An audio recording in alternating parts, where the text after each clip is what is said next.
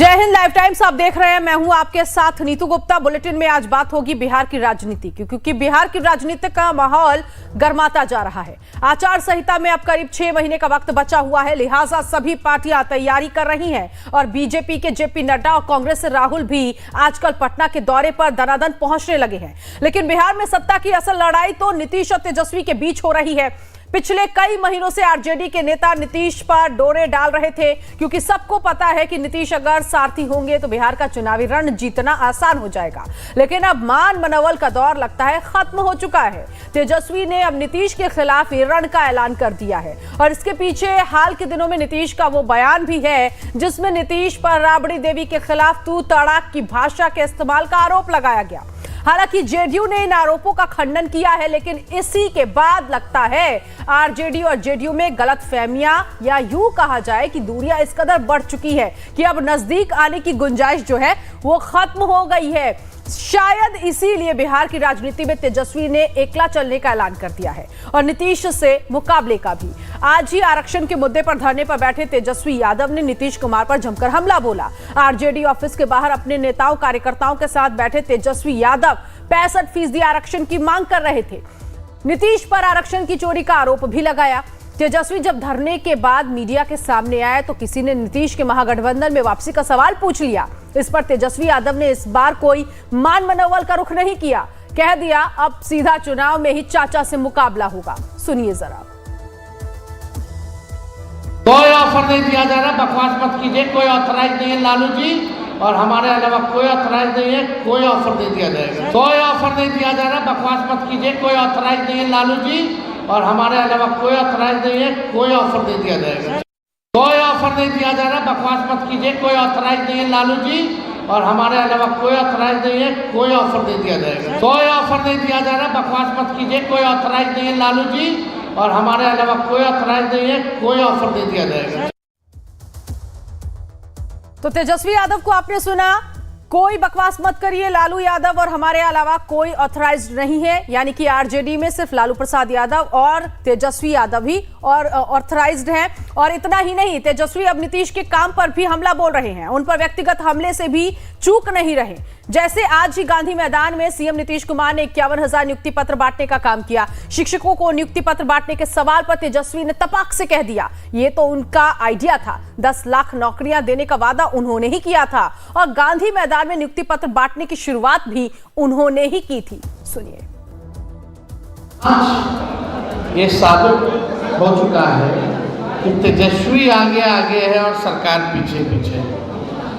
जिस लकीर को हम लोगों ने जो खींचने का काम किया है, उस लकीर को जो है उसी कदम पर पीछे पीछे के मौजूदा सरकार जो असंभव कहते थे, आज उनको भी नियुक्ति पत्र बांटने का काम है। तो तेजस्वी यादव का ये दूसरा बयान भी आपने सुना। अब देखिए कि बिहार की राजनीति में चाचा भतीजा कहलाने वाले नीतीश और तेजस्वी के बीच कड़वाहट की शुरुआत कहां से हुई। दरअसल 2 दिन पहले ही विधान परिषद में नीतीश कुमार ने राबड़ी देवी पर गुस्से में बयान दिया, जिस पर खूब बवाल मच गया। ये पूरा बवाल आरजेडी की एमएलसी उर्मिला ठाकुर के सवाल से शुरू हुआ था। वो प्रश्नकाल में जब महिलाओं के मुद्दे पर सरकार सवाल पूछ रही थी, तभी नीतीश कुमार को अचानक गुस्सा आ गया। वो सीट से खड़े हो गए और लालू प्रसाद यादव के परिवार को निशाने पर ले लिया। तब नीतीश ने क्या बोला था, अब आपको वो सुनवाएंगे। अंतरराष्ट्रीय काम किया गया हम लोग की सरकार में, कुछ मालूम है? आप उस प्रक्रिया में हैं। इसके हस्बैंड टूट गए तो अपना वाइफ को बना दिया। अरे ये सब कोई मतलब है जी? जो हुआ है, आई लोग भी बनी हुई तो कोई महिला के लिए की है? ये सारा का सारा काम महिलाओं के लिए कितना हुआ है मालूम है? एक एक बात हमने बता दिया है। आप महिला को कोई दिक्कत नहीं है, एक एक तरह से कुछ नहीं जानती हो। अरे यही लोग बना दिया है तो तू लोग का कौन महिला का है?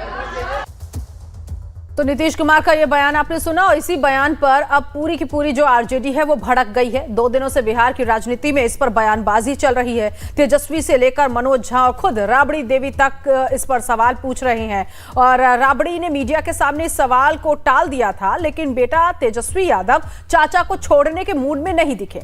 उन्होंने नीतीश को निशाने पर लेने में कोई कसर नहीं छोड़ी है।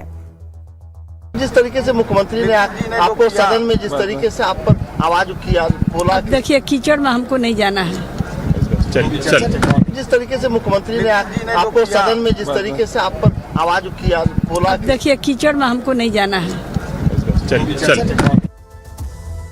आरजेडी सांसद मनोज झा ने नीतीश को नसीहत देने का काम किया है। मनोज झा ने क्या कुछ कहा है, सुनवाएंगे आपको। तेजस्वी जी ने नाराजगी व्यक्त नहीं की। हम बिहारियों की एक आदत होती है, हम बिहारी लड़ते भी हैं ना, आप बोल करके, आपका बोल करके, तू तड़ाक, इसका हस्बैंड, ये जुबान बिहार की नहीं थी, ये नीतीश जी की भी जुबान नहीं थी। कहीं ना कहीं कुछ तो गड़बड़, जो स्क्रिप्ट लिख करके देख रहा। इसलिए तेजस्वी जी का वो व्यक्तिगत आक्रोश नहीं है, वो आक्रोश उनके लिए चिंता का भी है। नीतीश जी के समर्थकों में चिंता है कि आखिर इनकी भाषा और भाव को क्या हो रहा। अभी होली मिलन में एक भूतपूर्व मंत्री के पांव में झुक रहे थे। प्रधानमंत्री जी के साथ इस तरह के विजुअल्स कई बार आ चुके हैं। दिक्कत इससे नहीं है, अगर आपकी ये प्रवृत्ति पहले रही होती तो किसी को कोई दिक्कत नहीं होती, लेकिन ये तो हालिया नई आदतों में शुमार हो रहा है, तो बिहार की चिंता होती। तो मनोज झा तो कह रहे हैं कि सब कुछ स्क्रिप्टेड है, उनको स्क्रिप्ट लिख कर दी गई है, वो भी इस तरह की भाषा का इस्तेमाल नहीं करते हैं। हालांकि नीतीश की पार्टी बाद में सफाई भी पेश करती दिखी। इस मामले पर आरजेडी के आरोपों को जेडीयू की एमएलसी रीना यादव ने बेबुनियाद बताया। रीना यादव ने कहा कि मुख्यमंत्री नीतीश कुमार ने राबड़ी देवी के संदर्भ में कोई आपत्तिजनक टिप्पणी नहीं की है। कहीं से भी नहीं था। मैंने यही समझा है कि इनके पति के शासनकाल में लड़कियों की शिक्षा पे कोई भी ध्यान नहीं दिया जाता था, लड़कियां पढ़ाई नहीं करती थी। लेकिन कहा तो ये जा रहा है कि आपत्तिजनक शब्द इस्तेमाल किए गए मुख्यमंत्री की तरफ से, वो भड़क गए, आखिर हुआ क्या था? देखिए मैं ये कहना चाहूंगी कि प्रतिपक्ष जो है हमेशा ये कोशिश करता है कि शब्दों को उलट फिर करके ऐसी बातों को उल्लेखित किया जाए जिससे जो है ब्रेकिंग न्यूज बनाया जा सके, उत्तेजना प्रकट किया जा सके, ताकि ज़्यादा से ज़्यादा मीडिया जो है उनको प्रेषित करे। तो ये सारा खेल जो है वो जुबान का है। आप तो जानते ही हैं कि तीर से निकली कमान और जुबान से निकली बोली वापस नहीं लौट सकती। नीतीश के बयान का असर जो होना था वो हो गया। पूरी आरजेडी भड़की हुई है और यही वजह है कि तेजस्वी अब नीतीश पर हमले का कोई मौका नहीं छोड़ रहे। जैसे एक दिन पहले की ही इस तस्वीर को अब देख लीजिए, जिसे देखने के बाद एक बार फिर से नीतीश कुमार की सेहत पर सवाल उठने लगे। नीतीश ने सार्वजनिक तौर पर सैकड़ों लोगों के सामने अपने से 4 साल छोटे रविशंकर प्रसाद के पैर छूकर आशीर्वाद लेने की कोशिश की। गनीमत रही कि रविशंकर प्रसाद ने उन्हें ऐसा करने से बीच में ही रोक दिया, वरना नीतीश की और ज्यादा फजीहत हो जाती। लेकिन यह वीडियो वायरल तो हो ही गया है और अब तेजस्वी यादव ने इसके बहाने भी नीतीश पर हमला बोला है। एक बार फिर से आपको सुनवाएंगे कि तेजस्वी यादव ने इस पूरे मामले को लेकर क्या कुछ कहा। नीतीश कुमार जी अब अचेत अवस्था में चले गए, अब योग नहीं रह गए। जिस तरीके की भाषा में गिरावट दिन प्रतिदिन हो रही है, कब किसका पैर पकड़ ले। अब बाकी रह गए सम्राट चौधरी का पैर पकड़ना, अब विजय सिन्हा का पैर पकड़ना। अब तो कब किसका पैर पकड़ ले मुख्यमंत्री, क्या शोभा देता है। जो मुख्यमंत्री होता है, राज्य का लीडर होता है, एक पद की गरिमा होती है। कभी किसी अधिकारी के सामने गिड़गिड़ाते हैं, हाथ जोड़ते हैं, मोदी जी का पैर पकड़ते हैं अपने कम उम्र के लोगों को। आप सब लोग जानते हैं, लेकिन ये साबित हो गया भाजपा के साथ साथ नीतीश कुमार जी आरक्षण खोर और आरक्षण चोर हो चुके हैं। तो तेजस्वी यादव की ये कई बयान आपने सुने, तेजस्वी यादव के पैर छूने वाले बयान को भी आपने सुना। इसके अलावा आरक्षण चोरी का भी आरोप उन्होंने लगाया है। इस वक्त खास मेहमान हमारे साथ जुड़ गए हैं, उन्हीं से हम इस पूरे मामले को लेकर चर्चा करेंगे, समझने की कोशिश करेंगे कि आखिर इस वक्त बिहार की राजनीति किस तरफ जा रही है। मनीष यादव जी जेडीयू से प्रवक्ता इस वक्त हमारे साथ हैं। मनीष जी, बहुत स्वागत है आपका लाइव टाइम्स पर। शुक्रिया आपका भी। मनीष जी, जिस तरह से ये जो राबड़ी देवी के खिलाफ बयान आया, आज काफी ज्यादा तेजस्वी यादव भड़के हुए भी नीतीश कुमार पर नजर आए, और यहां पर आरजेडी तो कह रही है कि सब कुछ स्क्रिप्टेड है, यानी कि कोई लिख कर दे रहा है। नीतीश कुमार तू तड़ाका की भाषा का इस्तेमाल नहीं करते हैं, लेकिन किसी ने स्क्रिप्ट दी है और वो इस पर काम कर रहे हैं। देखिए, लिख के देने की जहां तक बात है, वो भाई तेजस्वी को आवश्यकता पड़ती है, आदरणीय नीतीश कुमार जी को नहीं। आदरणीय नीतीश कुमार जी जमीन से निकलकर नेता बने हैं और इतनी दूरी सफर तय की। अभी लिखने की बात आप करें, मैं कल ही भाई तेजस्वी जी का एक वीडियो सोशल मीडिया पे बहुत तेजी से वायरल हो रहा है। कल वो बेटी का परिभाषा बता रहे थे और बी से बेनिफिट, ई से एजुकेशन, टी से कुछ बता रहे थे, और ई फॉर इनकम बता रहे थे। कल ही की मैं बात बता रहा हूं। तो जो खुद दूसरे के द्वारा तैयार किया गया प्रवचन पढ़ते हैं, वो दूसरे पे सवाल खड़ा कर रहे हैं। सवाल यह है कि आदरणीय नीतीश कुमार जी को जो बिहार मिला था, उस खंडर बिहार को जो आदरणीय नीतीश कुमार जी ने जो आज खड़ा किया जी, तो उस कारण से ये लोग हताश है। अभी तो कुछ दिन पहले ये कह रहे थे कि नीतीश कुमार जी हम हट गए तो बिहार में नौकरी ही नहीं मिलेगी। अब कह रहे हैं कि हमारा रूट मैप तैयार किया हुआ है। अरे भाई, आप नहीं थे तो उसके पहले भी बिहार में नौकरी मिल रही थी, और आपको तो आदरणीय नीतीश कुमार जी ने 2-2 बार आशीर्वाद दिया, राजनीतिक रूप से आपको भी नौकरी दिया आदरणीय नीतीश कुमार जी ने। तो सवाल चाहे नौकरी का हो, आरक्षण का हो, बिहार में इंफ्रास्ट्रक्चर के विकास का मामला हो, नीतीश कुमार जी ने बिहार में इतना काम किया है कि इन लोगों के पास कोई एजेंडा नहीं। ठीक है, लोगों के पास कोई एजेंडा नहीं है, इसी को समझने के लिए यहाँ पर सारिका पासवान जी भी आरजेडी की प्रवक्ता हमारे साथ जुड़ गई हैं। सारिका जी, ये आज जिस तरह से तेजस्वी यादव काफी ज्यादा गुस्से में दिख रहे थे, कह रहे थे कि अब सीधे चुनाव होगा, किसी से कोई गठबंधन नहीं, पर्सनल कमेंट की वजह से ये गुस्सा था, या फिर साम दाम दंड भेंट सब कुछ लगा लिया, नीतीश कुमार को अपने पाले में नहीं ला पाए और अब कहा कि सीधा चुनाव होगा, कोई ऑफर नहीं? देखिए नीतू जी, लगातार मीडिया की तरफ से प्रश्न आते रहते हैं हमेशा, और आम लोगों के दिलों में भी ये बार बार प्रश्न उठता है कि क्या मुख्यमंत्री जी पुनः महागठबंधन के खेमे में आएंगे। इसके पहले भी, पूर्व में भी तेजस्वी यादव जी ने क्लियर किया था कि अब हमारे दरवाजे जो हैं वो सदा के लिए बंद हो गए हैं, और आज उन्होंने इन तमाम कयासों पे और प्रश्नों पे पूर्ण विराम लगा दिया, ये कह करके कि अब कोई संभावना ही नहीं है, कोई जगह ही नहीं बची है कि नीतीश कुमार जी को वापस लिया जाए। और किन शर्तों पे पिछली बार लिया गया था, ये भी बहुत बड़ा जानने की आवश्यकता है लोगों की, कि पिछले बार जब नीतीश कुमार जी ने हाथ जोड़ के वंदना की थी, आदतन जो उनको आजकल तो वो चरण वंदना कर रहे हैं, और उस समय भी वो लालू प्रसाद यादव जी के पास और राबड़ी देवी जी के पास आए थे, हाथ जोड़ के वंदना कर रहे थे, चरण वंदना कर रहे थे कि भाई हमें आप लोग बचाइए, हमें संरक्षण दीजिए, क्योंकि भाजपा जो है हमें खत्म कर देना चाहती है।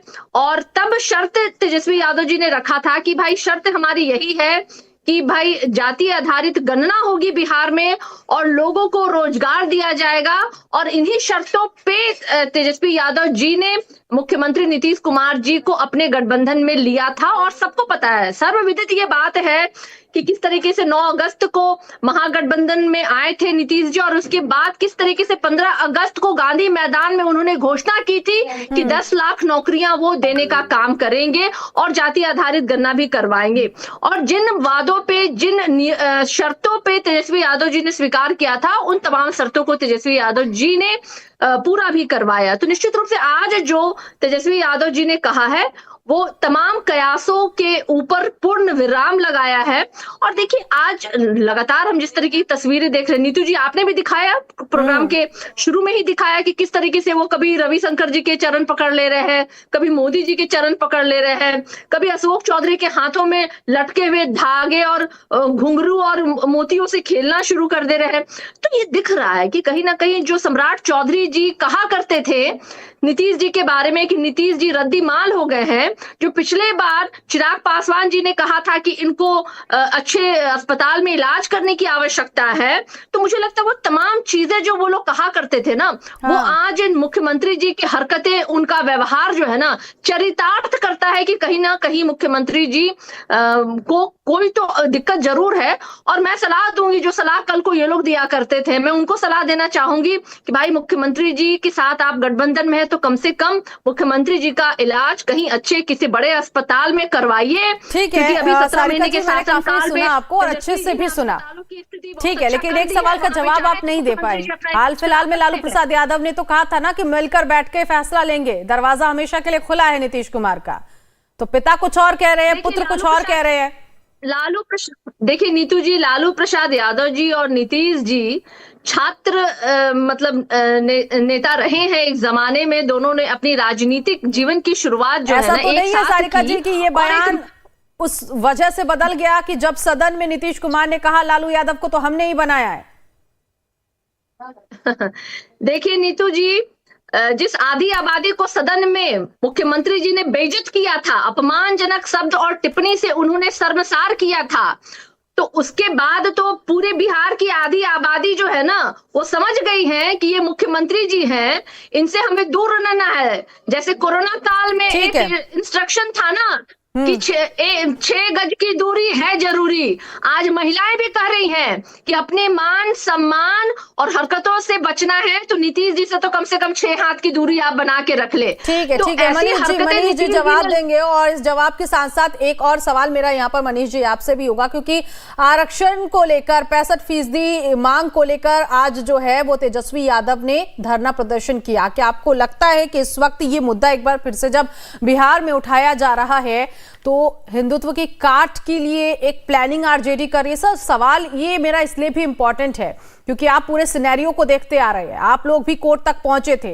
और आप लोगों ने भी अपील की थी कि 65% आरक्षण किया जाए, लेकिन कोर्ट ने नहीं माना, हाई कोर्ट ने भी मना कर दिया, सुप्रीम कोर्ट ने भी। तो आपको लगता है एक बड़ी प्लानिंग यहां पर आरजेडी की तरफ से की जा रही है? नीतू जी, मैंने आपको पहले भी बोला कि राष्ट्रीय जनता दल के नेता भाई तेजस्वी जी के पास, अभी सारिका जी बोल रही थी, एक भी बिहार के विकास के बारे में उन्होंने चर्चा नहीं किया। नीतीश कुमार, मैंने आपको पहले भी बोला कि नीतीश कुमार ने खंडर बिहार को बदला। और अब ये महिला पर बोल रही थी, महिला पर प्रवचन दे रही थी। अरे भाई, बिहार में महिलाओं का क्या हाल था ये बिहार और देश की जनता जानती है। रात में तो छोड़ दीजिए, दिन में भी नहीं निकल पाती।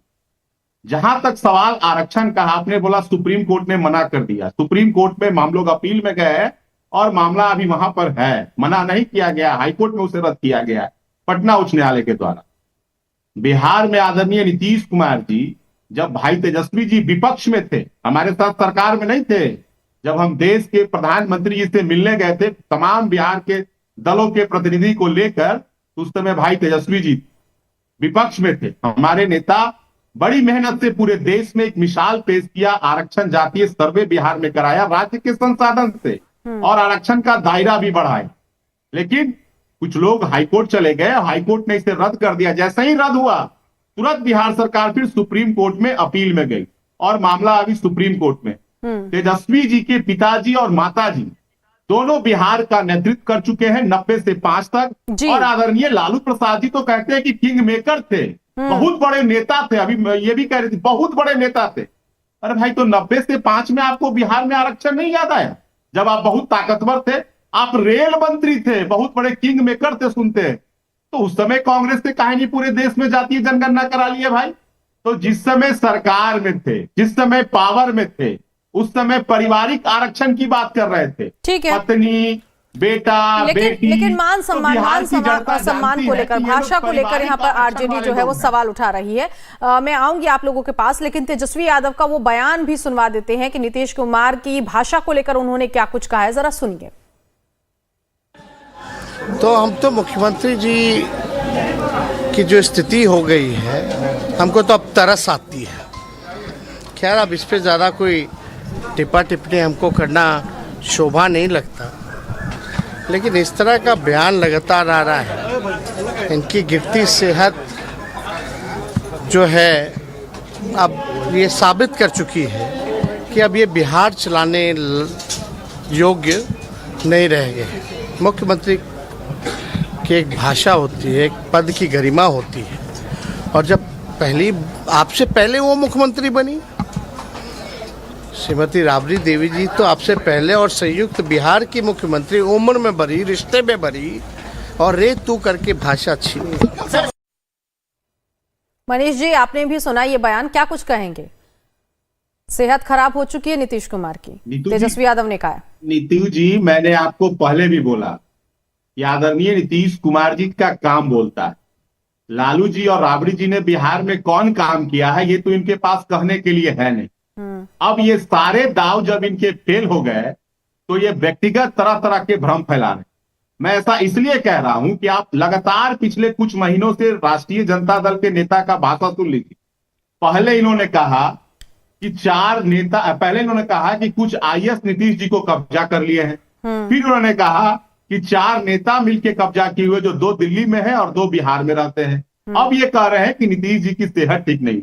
अरे भाई, बिहार के युवा को नौकरी दे रहे हैं लगातार। बिहार में लगातार अभी आपने देखा होगा कड़ाके के ठंड में भाई तेजस्वी जी नहीं घूम पाएंगे उतने ठंड में, और नीतीश कुमार जी कड़ाके के ठंड में पूरे बिहार में प्रगति यात्रा पर थे। और यात्रा में केवल घूमने नहीं गए, ये लोग तो कह रहे थे कि स्टूडेंट्स भी धरना प्रदर्शन कर रहे थे। आपको याद होगा उस दरमियान बीपीएससी स्टूडेंट्स भी धरना प्रदर्शन कर रहे थे, वहां पर तो कोई नहीं दिखा। प्रगति यात्रा की बात आप कर रहे हैं, संवाद यात्रा तो तेजस्वी यादव की तरफ से भी निकाली जा रही थी।